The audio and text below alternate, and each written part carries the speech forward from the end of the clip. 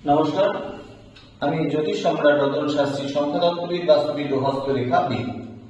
আজকে আমি হস্তরেখার মাধ্যমে মানুষের জীবনের কেরিয়ার অর্থাৎ কর্মজীবন কিরকম হবে বা কোন কোন ক্ষেত্রে কর্মজীবন শুভ হবে না অশুভ হবে, তার জীবনের প্রথম দিকে সে ছোটবেলায় কর্ম পাবে না বড় বলে পাবে, বা তার জীবনে বাধা বিঘ্ন আছে কিনা, বা অতি সহজেই সে চাকরি ব্যবসা পেয়ে যাবে কিনা, এই সম্বন্ধে হস্তরেখার মাধ্যমে সংক্ষেপে আমি আলোচনা করছি।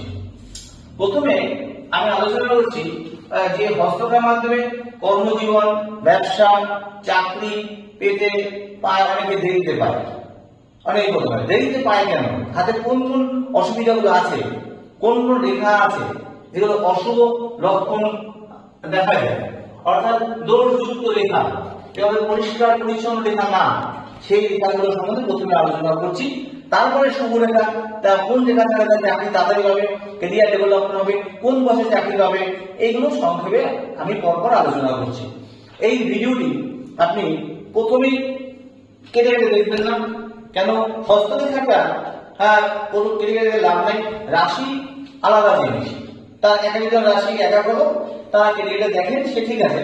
হস্তরেখা দেখা যাচ্ছে আরো দিমাগ হাতে রেখা নেই, সেভাবে আমরা দেখবো না, কিন্তু বাস্তবে দেখা যাচ্ছে এই রেখা নেই, কিন্তু রেখাগুলো 15 দিন, 20 দিন, 30 দিন, 1.5 মাস, 2 মাস পর পর রেখা পরিবর্তন হয়, এবং পরিবর্তন হয় নতুন রেখা উঠে তা পুরনো রেখা মুছে দেয়।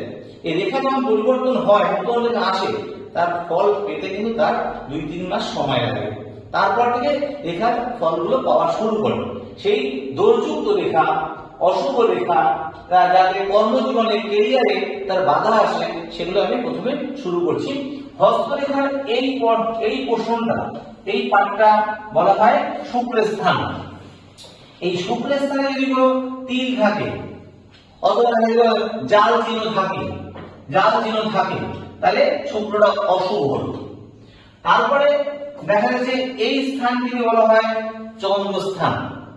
এই চন্দ্রস্থান যদি কোনো তিল থাকে বা এখানে কোনো এরকম জাল নেট চিহ্ন থাকে, তাহলে এই চন্দ্রস্থানও অশুভ হয়ে গেল।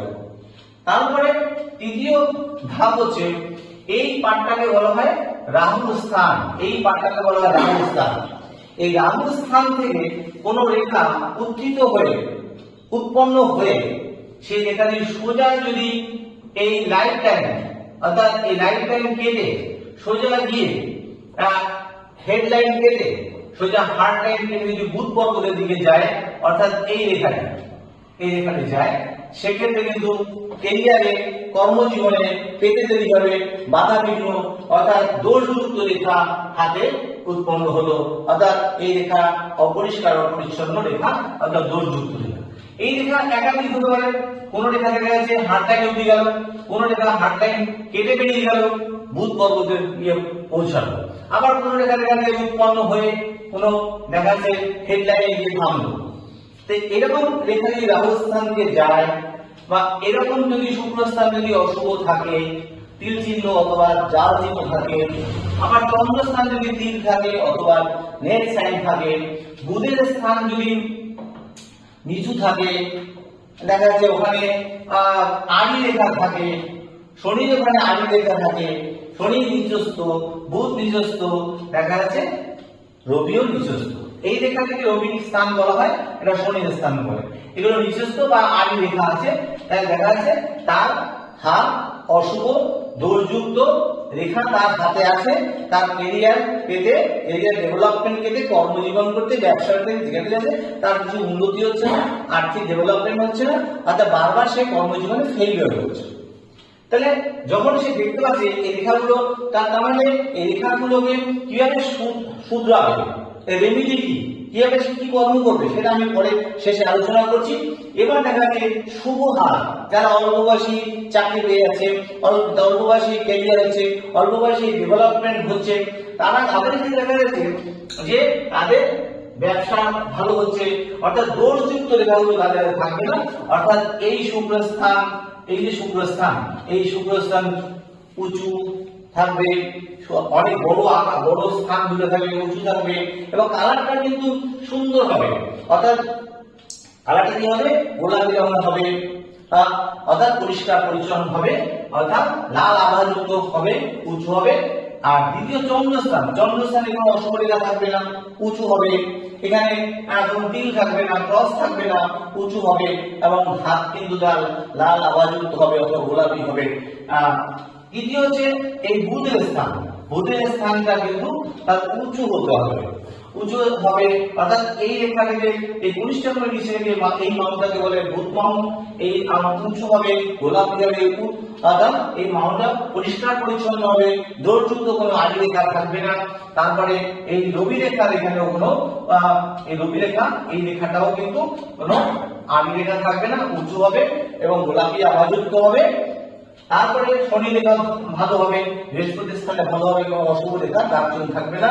আবার এই রাহু রেখা থাকবে না, রাহু রেখা থাকবে না, কিন্তু তাদের হাতটা কিন্তু তাদের শুভ কাজ। আর ভাগ্য রেখা আছে, কিন্তু দেখা যাচ্ছে এই ভাগ্য রেখা আছে কিন্তু তার ভাগ্য ডেভেলপমেন্ট, সে জানে আমার ভাগ্য রেখা আছে, আমার ভাগ্য ডেভেলপমেন্ট হবে। কারণ কোন বয়সে ভাগ্য ডেভেলপমেন্ট হবে, কোন বয়সে, সেটা কি করে বুঝবেন? আমাদের এই রেখাটা আছে, এই রেখাটাকে আমরা বলি লাইফ টাইম, এই রেখাটাকে বলছি আমরা লাইফ টাইম। এই লাইফ টাইম থেকে আমরা যদি 100 বছরে ভাগ করি, দেখা যায় আমরা এইখান দিয়ে এরকম ঊর্ধ্বমুখী রেখা, এরকম একটা ঊর্ধ্বমুখী রেখা উঠেছে, এরকম একাধিক ঊর্ধ্বমুখী যদি উঠে থাকে, যদি এই বয়সে ওঠে, তাহলে আমরা ধরতে পারি তার 23-24 বছর বয়সে সে তার কেরিয়ার ডেভেলপমেন্ট হচ্ছে, অর্থাৎ চাকরি পেতে পারে, ব্যবসা করে ব্যবসায় সাফল্য আসবে। যদি এইখানে বয়স হয় তাহলে দেখা যায় তার 25 বছর বয়স হতে পারে। আবার দেখা যায় এখানে 17-18 বছর বয়স হতে পারে, এখানে দেখা যায় 30-35 বছর বয়স হতে পারে। অথবা এরকম আমরা এই রেখাটাকে আমরা ক্যালকুলেশন করে বয়স দিয়ে ভাগ করে এই যে স্থানটা আমরা নির্বাচন করে নির্ণয় করি। সেক্ষেত্রে কিন্তু এই রাহু রেখা থাকবে না, সেক্ষেত্রে কিন্তু হাতের পরিষ্কার পরিচ্ছন্ন থাকবে, ভাগ্য রেখা থাকবে, অর্থাৎ প্রত্যেকটা বইয়ের মাউন্ট উঁচু থাকবে, রবি রেখা ভালো থাকবে, চন্দ্র স্থান যদি ভালো থাকে, শুক্র স্থান ভালো থাকে, বুধ স্থান যদি ভালো থাকে, তবেই সে তার কেরিয়ার, তার সাফল্য, কর্মজীবন, তার চাকরি, এগুলো সে ডেভেলপমেন্ট পেতে, কেরিয়ার ডেভেলপমেন্ট করতে হবে। বুধ গ্রহ এমন একটা গ্রহ, যে গ্রহটি এই মাউন্টেন উঁচু হয়, তাহলে বুদ্ধি, টেকনিক, কৌশল সে বুদ্ধের মাধ্যমে তার তৈরি হয়। অর্থাৎ সে ব্যবসা করলে যদি ব্যবসার সাফল্য কিন্তু সে টেকনিক কৌশল, তার মধ্যে আসবে, মার্কেটিং, সেলস, তার কিন্তু অপূর্ব সুন্দর হবে। অর্থাৎ দেখা যাচ্ছে সেক্ষেত্রে তার ব্যবসা করবে গেলে ভালো হবে, ক্যালকুলেশন ভালো হবে, অঙ্কে ভালো হবে, পড়াশোনা সে ভালো হবে, অটোমেটিক সে ক্যারিয়ার চাকরি পাবে। আর হাতে যেমন অশুভ রেখা থাকবে না, অর্থাৎ ব্যবসায় কর্ম আসতে বাধা কিন্তু থাকবে না, জোরযুক্ত রেখা কিন্তু থাকবে না, হাত পরিষ্কার পরিচ্ছন্ন থাকবে। তাহলে সেক্ষেত্রে দেখা যাচ্ছে তার দুর্ভাগ্য থাকবে না, সে তার সৌভাগ্যশালী সে হবে। অর্থাৎ কোন বয়স হবে সেটা সম্বন্ধে আমি সংক্ষেপে আলোচনা করলাম। এবার প্রশ্ন হচ্ছে, যদি কারোর হাতে এরকম নেগেটিভ রেখা থাকে, তার কেরিয়ারের মধ্যে অনেকে দেখা যাচ্ছে, অনেকের কেরিয়ার তাড়াতাড়ি চাকরি পাচ্ছে, কেউ বলছে আমি চাকরি পাচ্ছি না, ও অল্প পড়াশোনা চাকরি পেয়ে গেল, এটা তখন সে তার হাতে দেখবে যে অশুভ রেখা আছে কিনা, নিজের হাত দিয়ে দেখেই বুঝতে হবে যে অশুভ রেখা আছে কিনা। যদি থাকে তার প্রতিকার করতে হবে। চন্দ্রস্থানে তাহলে খারাপ, তাহলে দেখবে দাবি করতে হবে, সোমবার করে শিবের পুজো করতে হবে, অর্থাৎ সে শিবের শিবলিঙ্গে এসে দুধ অর্পণ করতে হবে, সোমবার করে শিবের মাথায় জল ঢালতে হবে। মাতৃতুল্য মানুষদের, নিজের মাকে ভালোবাসতে হবে, মাতৃতুল্য মানুষদের সবাইকে জানে মায়ের মতন সম্মান করতে হবে, তাহলে চন্দ্রস্থান আস্তে ডেভেলপমেন্ট করবে। কিন্তু আজকে সে পড়াশোনা হলো 15 দিন বলে কিন্তু আমার ডেভেলপমেন্ট হলো না, তা না, কিন্তু এটা করতে কয়েক মাস করতে করতে দেখা যাচ্ছে এই রেখাগুলো চেঞ্জ হবে, চেঞ্জ হতে ওই অশুভ রেখাগুলো কিন্তু হাত থেকে আস্তে আস্তে মুছতে থাকবে। আবার দেখা যাচ্ছে শুক্র স্থানে সেরকম রেখা আছে, কিন্তু সেই শুক্রকে ডেভেলপমেন্ট করতে হবে, শুক্রের প্রতিকারটাকে ধারণ করতে হবে।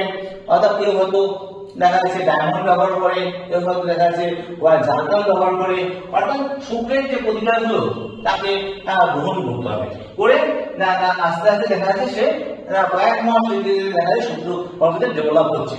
এছাড়া মানুষের শুভ কাজ করতে হবে, অশুভ কাজ তারা করলে চলবে না। এবং রাহু রেখা যদি ডেভেলপ করতে হয়, মনটাকে পবিত্র রাখতে হবে, ধৈর্য রাখতে হবে, একাগ্রতা থাকতে হবে, কনসেন্ট্রেশন রাখতে হবে, অসৎ কাজ করতে হবে না, করবে না।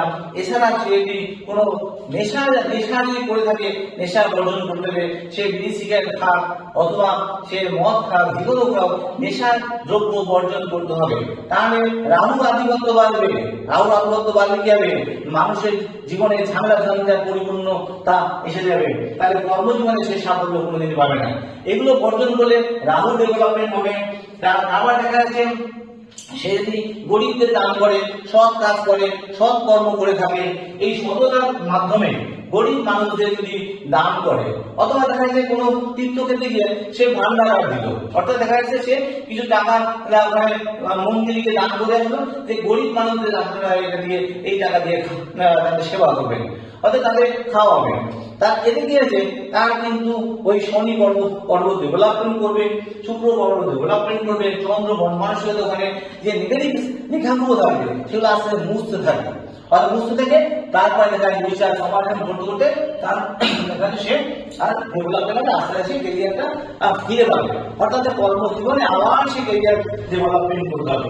এইভাবে হাতে নেগেটিভ লেখা থাকলেও সে পজিটিভ ফল তাকে সে পেতে পাবে। আর এই আমি সংক্ষেপে আলোচনা করলাম এবং শেষ করলাম। যদি আপনাদের পছন্দ হয়, ভালো লাগে, লাইক করবেন, শেয়ার করবেন, সাবস্ক্রাইব করবেন। নমস্কার।